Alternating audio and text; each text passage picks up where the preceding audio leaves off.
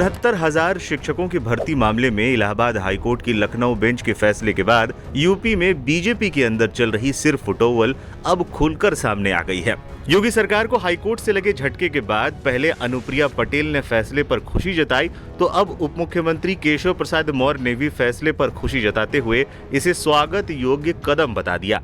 योगी सरकार के लिए इसलिए भी बड़ा झटका है क्योंकि सरकार लगातार कह रही थी कि कोई घोटाला नहीं हुआ है, बल्कि सभी नियमों का पालन किया गया है। लेकिन अब हाईकोर्ट ने साफ तौर पर कहा कि इसमें कई नियमों का पालन नहीं किया गया है। इस भर्ती में आरक्षण नियमों की अनदेखी हुई है। उच्च न्यायालय ने आरक्षण नियमों का पालन करते हुए नई मेरिट लिस्ट बनाने का भी आदेश दे दिया है। इस बीच डिप्टी सीएम केशव प्रसाद मौर्य की प्रतिक्रिया ने सीएम योगी और डिप्टी सीएम केशव प्रसाद मौर्य के बीच चल रही रार को भी खुलकर सामने ला दिया है।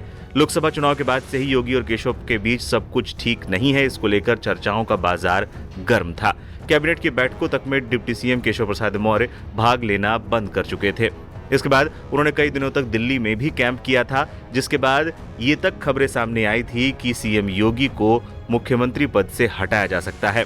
हालांकि लंबे दौर की बैठकों के बाद मामले को ठंडे बस्ते में डाल दिया गया, या यूं कहें उपचुनाव तक फैसले को टाल दिया गया। अब जब योगी सरकार को हाईकोर्ट से झटका लगा है तो केशव प्रसाद मौर्य खुश हो रहे हैं। मामले पर अखिलेश यादव की भी प्रतिक्रिया सामने आई है।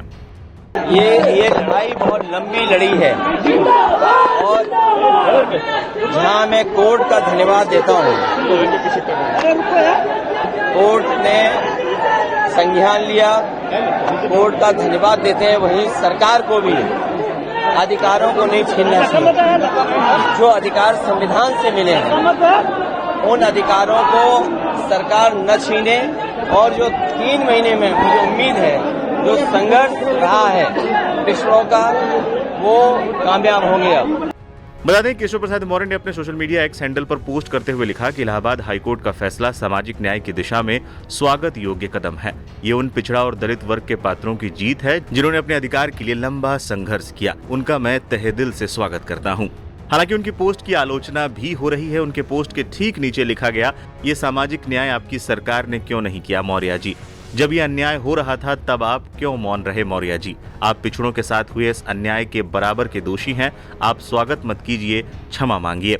बता दें, इससे पहले अपना दल एस की अध्यक्ष केंद्रीय राज्य मंत्री अनुप्रिया पटेल ने भी शिक्षक भर्ती मामले में इलाहाबाद उच्च न्यायालय के फैसले का स्वागत किया। उन्होंने अपने पोस्ट में लिखा था कि खुद पिछड़ा वर्ग आयोग ने माना था कि इस भर्ती में आरक्षण नियमों की अनदेखी हुई है। अब जबकि उच्च न्यायालय ने आरक्षण नियमों का पालन करते हुए नई मेरिट लिस्ट बनाने का आदेश दिया है, तब उम्मीद करती हूं कि वंचित वर्ग के प्रति न्याय होगा। आपको बता दें कि हाईकोर्ट की लखनऊ बेंच ने सहायक शिक्षक भर्ती परीक्षा 2019 की 1 जून 2020 को जारी चयन सूची और 5 जनवरी 2022 को जारी चयन सूची को दरकिनार कर नए सिरे से चयन सूची बनाने का आदेश दिए हैं। न्यायालय ने इस संबंध में 13 मार्च 2023 की एकल पीठ के आदेश को संशोधित करते हुए ये भी निर्णय दिया कि सामान्य श्रेणी के लिए निर्धारित मेरिट में आने वाले आरक्षित वर्ग के अभ्यर्थी को सामान्य श्रेणी में ही माइग्रेट किया जाएगा। न्यायालय ने ये भी निर्देश दिया कि नई सूची तैयार करने के दौरान यदि वर्तमान में कार्यरत कोई अभ्यर्थी प्रभावित होता है तो उसे सत्र का लाभ दिया जाए ताकि छात्रों की पढ़ाई पर असर न पड़े।